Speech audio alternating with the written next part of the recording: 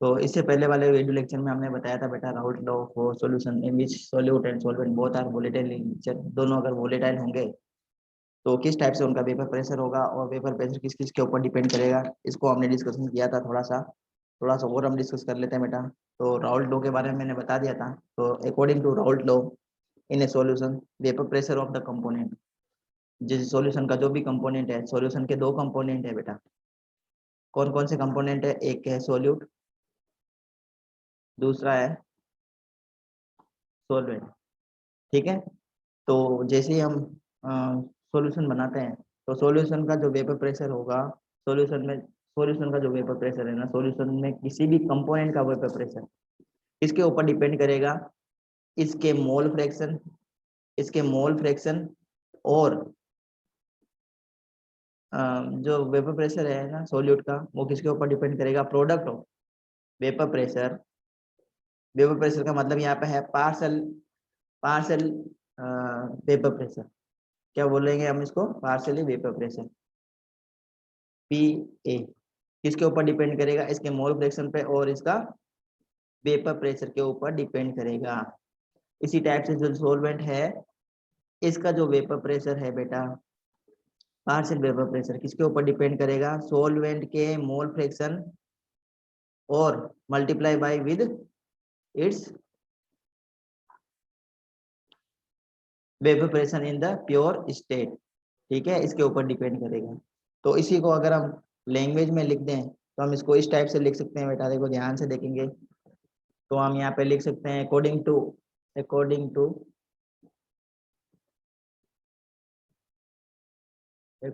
Raoult law, according to Raoult law.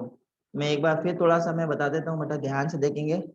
ये container है और इस कंटेनर में दो टाइप के कंपोनेंट मिक्स हैं। ये सॉल्यूशन है, इसमें सोल्यूट भी है, इसमें सोलवेंट भी है, और दोनों कैसे हैं? वोलेटाइल नेचर के हैं, वोलेटाइल नेचर के हैं।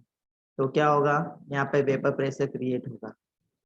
अब ये जो वेपर प्रेशर है ना, ये किसकी वजह से होगा? ये जो सोलवेंट और सोल्यूट है ना, इसके मोल फ्रैक्शन और इसके वेपर प्रेशर के प्रोडक्ट के बराबर होगा। एक तो इसके बराबर होगा, ये सोल्यूट के लिए होगा। और इसी टाइप से अगर हम सोलवेंट के लिए देखें तो सोलवेंट का जो वेपर प्रेशर है, पार्शियल वेपर प्रेशर, वो किसके बराबर होगा? वो होगा product of its mole fraction. Solute का मोल फ्रैक्शन सपोज हमने मान लिया X B and into P naught B. P naught B यहाँ पे क्या है बेटा? Vapour pressure of pure solvent. तो अकॉर्डिंग टू राउल्ट लॉ हम क्या लिखेंगे? Partial vapour pressure, partial vapour pressure of component A, of component A. Suppose इसमें हमने दो कंपोनेंट मिक्स किए हैं, बाइनरी सॉल्यूशन है, दो कंपोनेंट मिक्स किए हैं, component A and component B. Component A हम मान लेते हैं सोल्यूट है, कंपोनेंट बी हम मान लेते हैं सोलवेंट है, ये हम मान लेते हैं। ठीक है। तो partial vapour pressure of component A according to Raoult law किसके बराबर हो जाएगा? पार्शियल वेपर प्रेशर को हम क्या लिखेंगे? पी ए से। वो किसके बराबर हो जाएगा? वो होगा mole fraction of A into vapour pressure of A in pure state, इसके बराबर हो जाएगा। इसको हम दे देंगे इक्वेशन नंबर 1। ठीक है, इसको हम दे देंगे इक्वेशन नंबर 1। इसी टाइप से हम लिखेंगे partial vapour pressure of solvent B. Solvent को हमने माना बी, तो इसका जो वेपर प्रेशर होगा वो होगा पी बी के बराबर। पार्शियल वेपर प्रेशर किसके बराबर होगा? पी बी के बराबर। ये होगा इसके mole fraction into vapour pressure of pure solvent, इसके बराबर होगा। इसको इक्वेशन नंबर 2 लिख देते हैं हम। तो टोटल प्रेशर किसके बराबर होगा बेटा? Total vapour pressure of the solution total vapour pressure of the solution, वो किसके बराबर होगा, ध्यान से देखेंगे। टोटल वेपर प्रेशर को हम लिखेंगे पीटी से, टोटल वेपर प्रेशर, ठीक है, इसको लिखेंगे हम पीटी से, किसके बराबर होगा, P A plus P B के बराबर होगा, ठीक है बच्चा। अब ये इसको हम लिख देते हैं equation number 3। Now putting the value of P A and P B from equation number 1 and 2 into equation number 3। अब हम क्या करेंगे, putting the values of P A and P B in equation number 3। P A की value क्या है, देखो ध्यान से देखेंगे बेटा, ये है पी ए की वैल्यू। पी बी की वैल्यू क्या है, पी बी किसके बराबर है, पी बी बराबर है product of mole fraction of B and its vapour pressure, इसके बराबर है। तो ये हम इसको लिख देते हैं, ध्यान से देखेंगे बेटा। तो ये हमने लिखा बेटा पी टोटल, ये हमने लिख दिया यहाँ पे पी टोटल, ये किसके बराबर होगा, P A plus P B के बराबर होगा। पी ए हमने अभी क्या लिखा था बेटा, X A into P naught A, ठीक है, plus X B into P naught B, इसके बराबर होगा P P T, P total इसके बराबर होगा।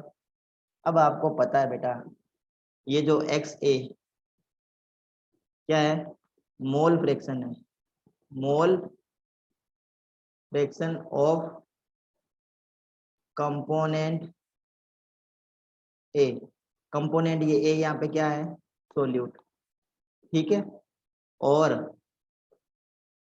एक्स बी क्या है, mole fraction, mole fraction of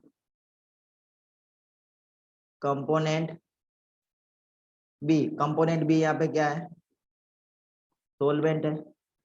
और आप लोगों ने ये भी पढ़ा होगा बेटा, mole fraction of A plus mole fraction of B is always equal to 1, ये आप लोगों ने पढ़ा है ना। तो ये जो एक्स ए है, इसको मैं किस टाइप से लिख सकता हूँ, एक्स ए को मैं इस टाइप से लिख सकता हूँ क्या, X A equal to 1 minus X B, ये मैं लिख सकता हूँ क्या बेटा, ध्यान से देखेंगे। तो यही वैल्यू मैं यहाँ पे क्या लगा, यहाँ पे मैं लिख दूंगा, यहाँ पे मैंने लिखा देखो P T equal to 1 minus X B into P B, P naught B plus X B into P naught B, ये वाला मैंने पूरा लिख दिया यहाँ पे, ठीक है बेटा। यहाँ तक आपको समझ में आया, यहाँ तक आपको समझ में आ रहा है बेटा, जल्दी से बताओ। अब देखो इसको मैं इस टाइप से लिख सकता हूँ क्या, देखो P T equal to P naught B minus X B P naught B plus X B P naught B, इसको इस टाइप से मैं लिख सकता हूँ ना, देखो ध्यान से देखेंगे, इसको इस टाइप से हम लिख सकते हैं,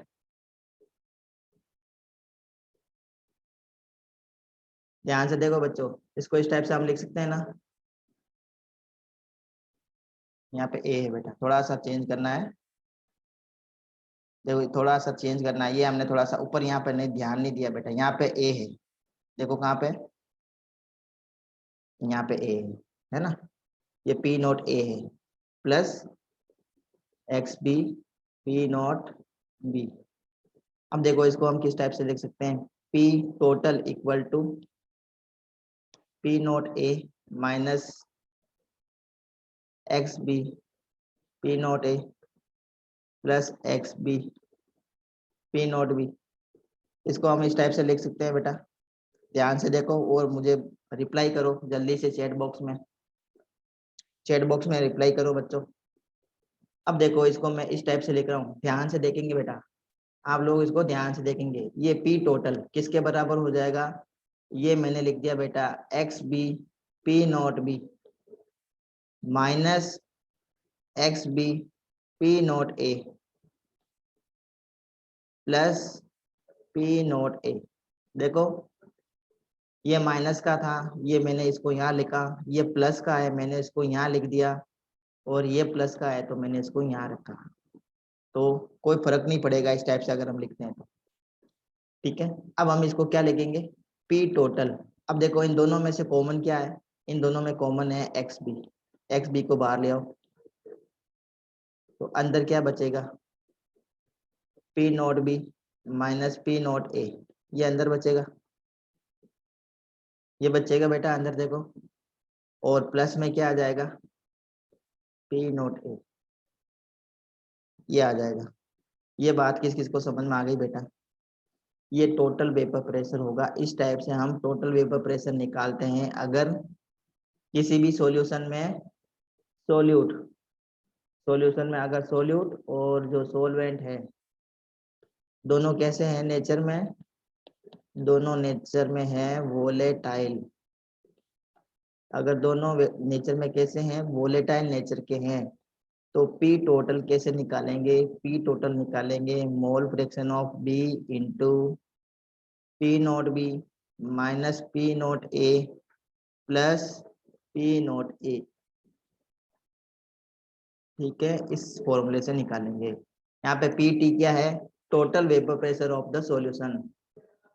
P T equal to total vapour pressure of solution. X B क्या है, जल्दी से लिखो आप कमेंट बॉक्स में, mole fraction. X B equal to mole fraction of solvent. P naught B क्या है बेटा, vapour pressure of pure solvent. P naught A क्या है, vapour pressure of pure solute. तो इस टाइप से हम इसका वेपर प्रेशर फाइंड कर सकते हैं। अब इसको हम ग्राफ में किस टाइप से रिप्रेजेंट करेंगे वो भी आप लोग देख लीजिए।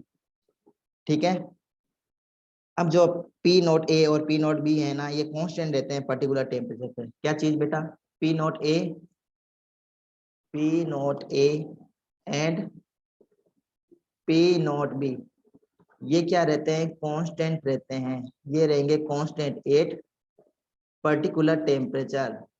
टेम्परेचर को अगर हम फिक्स रखते हैं ना, तो P naught A P naught B की वैल्यू चेंज नहीं होती है, कहने का मतलब ये है। ठीक है, तो अब अगर इसको हम ग्राफ में रिप्रेजेंट करते हैं तो किस टाइप से हम इसको लिखेंगे, ध्यान देंगे बेटा। अगर देखो ध्यान से देखेंगे बेटा, अगर हम मोल फ्रैक्शन को 1 ले लेंगे, इसका मतलब क्या है, लिक्विड कैसा है, प्योर है, लिक्विड इज प्योर। ठीक है, इसका मतलब प्योर ए है वो, तो उसके लिए जो प्रेशर होगा वो किसके बराबर हो जाएगा, पी नोट ए के बराबर हो जाएगा। इसी टाइप से मोल फ्रैक्शन बी को अगर हम यूनिट ले लेते हैं, 1 लेते हैं, तो इसका मतलब वो क्या है, लिक्विड क्या है वो, प्योर बी है, ये लिक्विड प्योर बी है, मतलब प्योर ए क्या है हो जाएगा, ये सिर्फ सोल्यूट है। ठीक है, और प्योर बी क्या हो जाएगा, ये सोलवेंट है, जिसके लिए प्रेशर किसके बराबर हो जाएगा, इसके वेपर प्रेशर के बराबर हो जाएगा। ठीक है, सोल्यूट का, सोलवेंट का जो प्रेशर होगा वो किसके बराबर होगा, सोलवेंट के वेपर प्रेशर के इक्वल होगा प्योर स्टेट में। अब अगर इसको हम ग्राफ में रिप्रेजेंट करें तो देखो इसको इस टाइप से रिप्रेजेंट करेंगे, ध्यान से देखेंगे बेटा, मैं एक ग्राफ बना रहा हूँ, ध्यान से देखेंगे आप लोग, इम्पोर्टेंट ग्राफ है ये, इसको अच्छे से आपको देखना है, ऑब्जर्व करना है, समझना भी है आपको। ठीक है, तो एक मैंने एक्स एक्सिस ले ली और एक वाई एक्सिस ले ली। तो वाई एक्सिस पे मैं लिख लेता हूँ वेपर प्रेशर। मैंने क्या लिख लिया वाई एक्सिस पे, वेपर प्रेशर, वाई एक्सिस पे लिया है। ठीक है बच्चा, यहाँ पे भी मैंने क्या ले लिया है, वेपर प्रेशर, ये वाई एक्सिस पे। और जो एक्स एक्सिस है यहाँ पे मैंने लिखा है मोल फ्रैक्शन। क्या लिख दिया, मोल फ्रैक्शन।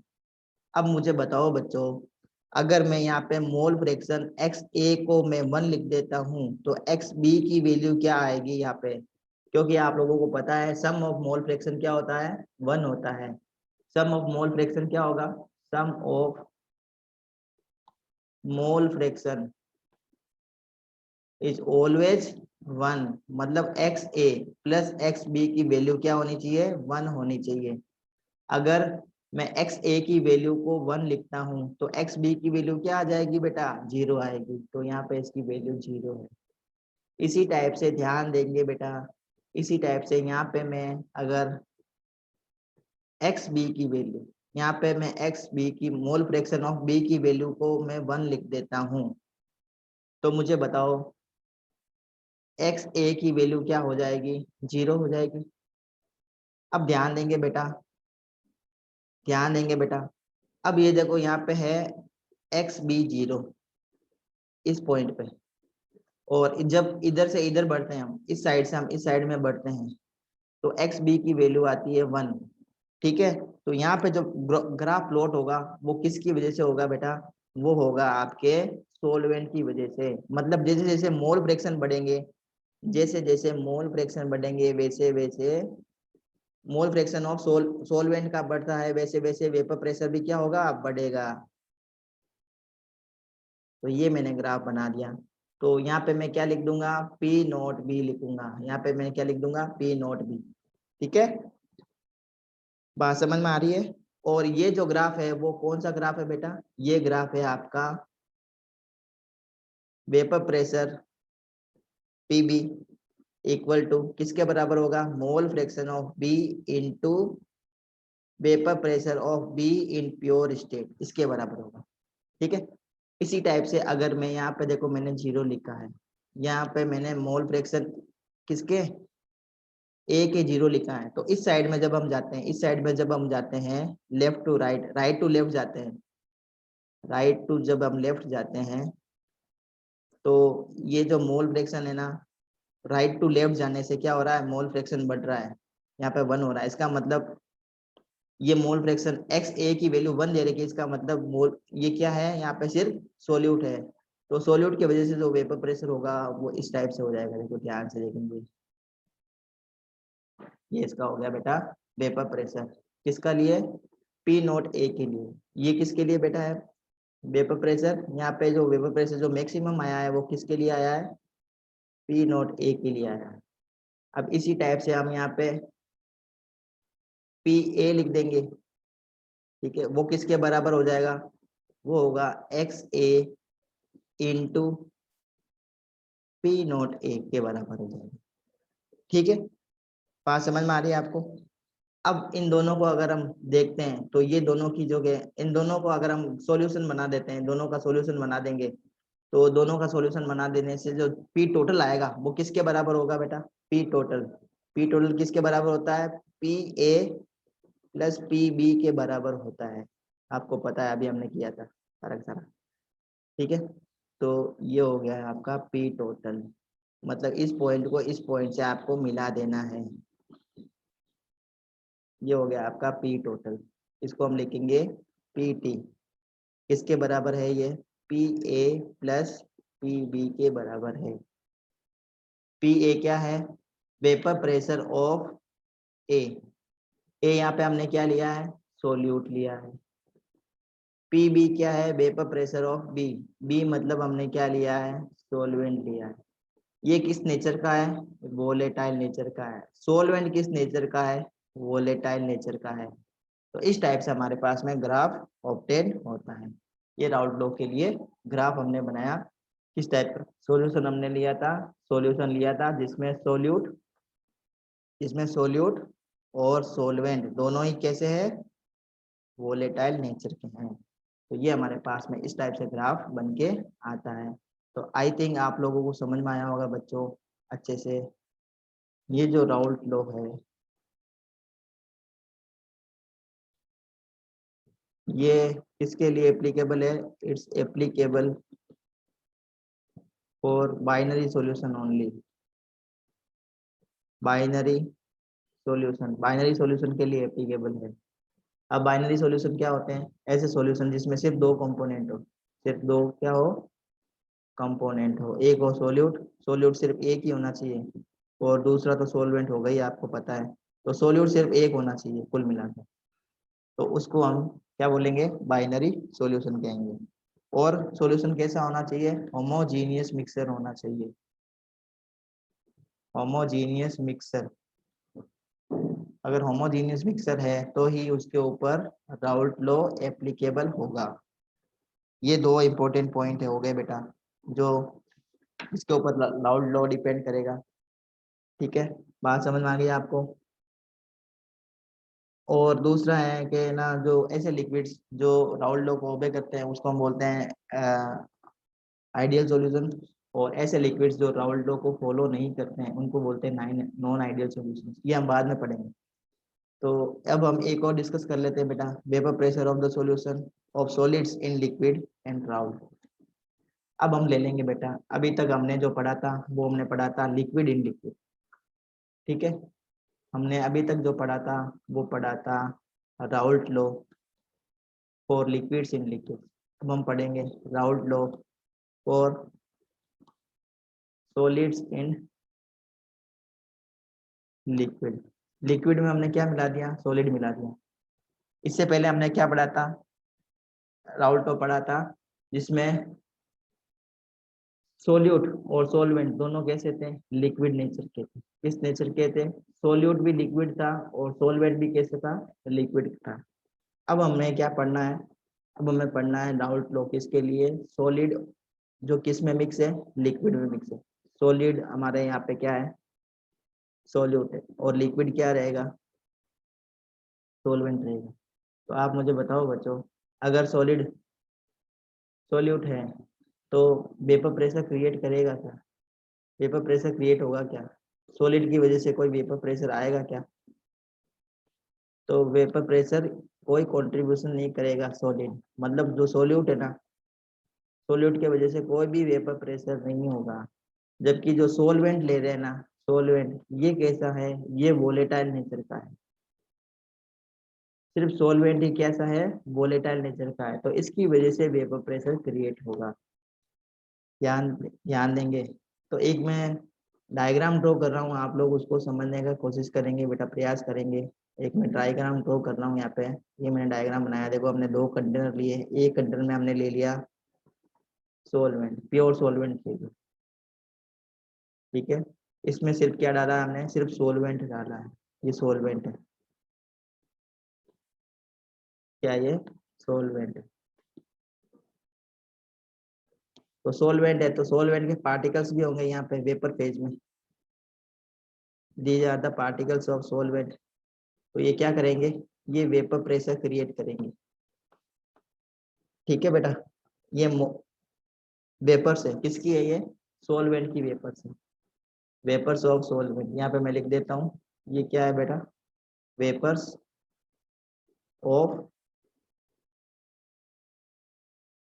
सोलवेंट, सोलवेंट की वेपर्स है ये। तो सोलवेंट की वेपर से तो क्या करेगी ये, इसकी वॉल से टकराएगी, कोलाइड करेगी और प्रेशर क्रिएट करेगी, उसी को हम वेपर प्रेशर बोलेंगे। दूसरा हमने ले लिया बेटा, क्या ले लिया, सॉल्यूशन ले लिया। सॉल्यूशन के अंदर हमने क्या मिक्स किया है, सॉल्यूशन के अंदर हमने सोल्यूट मिक्स किया है, जो किस नेचर का है, नॉन वोलेटाइल नेचर का है। ये हमने लिया बेटा दूसरे में सॉल्यूशन, ठीक है। ये हमने ले लिया सॉल्यूशन, जिसके अंदर क्या है, जिसके अंदर सोल्यूट भी है और सोलवेंट भी है, ठीक है। सोल्यूट तो है ही, इसमें साथ साथ में क्या है, सोलवेंट भी, सोलवेंट भी है। तो ये सपोज मैं मान लेता हूँ, ये जो मैंने रेड से यहाँ पे डॉटेड लगाया है, सॉरी ब्लैक से ये जो मैं डॉटेड लगा रहा हूँ, ये मैंने मान लिया ये सोल्यूट के पार्टिकल्स है, जो कैसा है, नॉन वोलेटाइल नेचर का है। तो ये नॉन वोलेटाइल नेचर का होगा तो क्या होगा बेटा, वेपर प्रेशर क्या हो जाएगा, कम हो जाएगा, वेपर प्रेशर क्या होगा, कम होगा। अब जो भी वेपर प्रेशर होगा वो किसकी वजह से होगा, वो वेपर प्रेशर होगा सिर्फ सोलवेंट की वजह से। अब इस सॉल्यूशन के अंदर जो भी वेपर प्रेशर होगा, vapour pressure due to solvent only, सिर्फ सोलवेंट की वजह से वेपर प्रेशर होगा, क्योंकि जो सोल्यूट है ना बेटा, सोल्यूट जो सोल्यूट है वो कैसा है, सॉलिड नेचर का है, या फिर वो जो सोल्यूट हमने ऐड किया है वो कैसा है बेटा, नॉन वोलेटाइल नेचर का है। कैसा है, नॉन वोलेटाइल नेचर का है। तो ये नॉन वोलेटाइल नेचर का अगर सोल्यूट होगा तो ये क्या करेगा, ये वेपर प्रेशर बनाने में कोई भी कंट्रीब्यूशन नहीं देगा। तो इसकी वजह से कोई भी वेपर प्रेशर नहीं होगा, जितना भी वेपर प्रेशर होगा इस सॉल्यूशन का। अब हमारे पास में ये क्या है बेटा, ये हमारे पास में सॉल्यूशन है, ये सॉल्यूशन है। अब इस सॉल्यूशन का जो वेपर प्रेशर है ना, इस सॉल्यूशन का जो भी वेपर प्रेशर है, सॉल्यूशन का vapour pressure is due to solvent only. ये बात आपको समझ में आ गई। इस सॉल्यूशन का जो भी वेपर प्रेशर होगा, ये जो हमने सॉल्यूशन इसमें भरा है, इस सॉल्यूशन का जो भी वेपर प्रेशर है वो किसकी वजह से है, वो है vapour pressure due to solvent only. क्योंकि यहाँ पे इस सॉल्यूशन में सोलवेंट ही कैसा है, वोलेटाइल नेचर का है, जबकि जो सोल्यूट है वो किस नेचर का है, वो नॉन वोलेटाइल नेचर का है। तो इसके ऊपर हम राउल्ट लॉ एप्लीकेबल करते हैं। ठीक है, तो सबसे पहले हम देख लेंगे वेपर प्रेशर। वीपी का मतलब है वेपर प्रेशर, मैं शॉर्ट में लिख रहा हूँ, vapour pressure of the solvent in the solution, in the solution. वो किसके बराबर हो जाएगा बेटा, वेपर प्रेशर ऑफ सॉल्वेंट किसके बराबर हो जाएगा, मोल fraction, mole fraction of solvent, mole fraction of solvent into vapour pressure of the solvent in pure state, इसके मल्टीप्लाई के बराबर हो जाएगा। क्या बेटा, वेपर प्रेशर ऑफ सॉल्वेंट। ठीक है, vapour pressure of the solvent in the solution is equal to mole fraction of the solvent in the solution and vapor pressure of the pure solvent। ठीक है, इसी टाइप से अब अगर हमारे पास में जो सोल्यूट है वो नॉन वोलेटाइल है और नॉन इलेक्ट्रोलाइट है, साथ में नॉन वोलेटाइल भी है नॉन इलेक्ट्रोलाइट भी, ये भी ध्यान देंगे बेटा। जो सोल्यूट है ना, सोल्यूट कैसा है, नॉन वोलेटाइल है, और साथ में कैसा है, नॉन इलेक्ट्रोलाइट है, नॉन इलेक्ट्रोलाइट। नॉन इलेक्ट्रोलाइट का मतलब क्या है, वो अपने आयंस के अंदर डिसोसिएट नहीं होता है। जैसे अगर हम पानी में NaCl मिला देते हैं, सोल्ट है ये, पानी में NaCl मिला देंगे, ये भी नॉन वोलेटाइल सोल्यूट है, सोल्यूट होगा। ठीक है ना, ये सॉलिड है, आपको पता है सोल्ट है तो ये सॉलिड होगा, और ये क्या रहेगा हमारे लिए, ये सोल्यूट रहेगा, क्वांटिटी इसकी कम रहेगी, ये सोल्यूट रहेगा। इसको अगर हम पानी में डिजोल्व करते हैं तो सॉल्यूशन तो बन जाएगा, सॉल्यूशन तो बनेगा, सोल्ट का सॉल्यूशन बन जाएगा। और सॉल्यूट कैसा होगा, नॉन वोलेटाइल भी होगा, लेकिन ये इलेक्ट्रोलाइट है, ध्यान देंगे बेटा। जो NaCl है ना, ये इलेक्ट्रोलाइट है। कैसे इलेक्ट्रोलाइट है, क्योंकि इसमें क्या होंगे, केटाइन और एनाइन होते हैं। जैसे ये पानी में जाता है, ये अपने आयंस के अंदर क्या हो जाता है, डिसोसिएट हो जाता है। तो ऐसा सॉल्यूट हमें नहीं लेना है, ऐसा सॉल्यूट लेना है जो कैसा हो बेटा, नॉन इलेक्ट्रोलाइट हो, जो पानी में जाने से डिसोसिएट नहीं होता है। जैसे एग्जांपल है ग्लूकोज, ग्लूकोज ले सकते हैं हम, यूरिया ले सकते हैं हम, ये ग्लूकोज है, यूरिया है, ये पानी में सोल्यूबल है, लेकिन ये क्या है, नॉन इलेक्ट्रोलाइट है। ये नॉन इलेक्ट्रोलाइट है, पानी में जाके ये डिसोसिएट या फिर एसोसिएट नहीं होंगे। तो इस टाइप का हमें सोल्यूट लेना है जो कैसा हो, नॉन वोलेटाइल हो, साथ साथ में नॉन इलेक्ट्रोलाइट भी हो। अब हमें पता चल गया है बेटा, अब जो सॉल्यूशन का जो वेपर प्रेशर होगा ना, अब यहाँ पे लिख देते हैं, now we know that vapour pressure of the solution वो किसके बराबर है, is due to only, is due to only vapour pressure of the solution. मैं यहाँ पे लिख देता हूँ, vapour pressure of the solution किसके बराबर होगा, vapour pressure of the solvent, of the solvent in the solution, इसके बराबर होगा। ठीक है, एग्री हो आप सभी लोग, एग्री हो ना। तो इसको हम किस टाइप से लिख देंगे बेटा, तो वेपर प्रेशर हमें फाइंड करना है, वेपर प्रेशर